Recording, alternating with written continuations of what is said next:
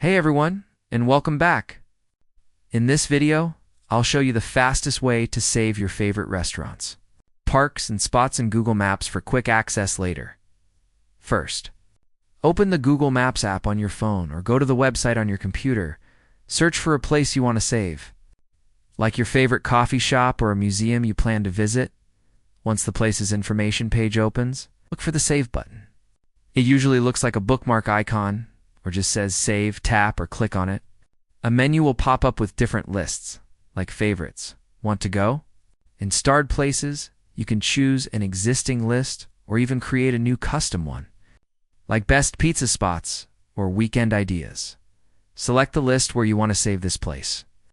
The favorites list is a great default for your top-rated spots to see all your saved places later.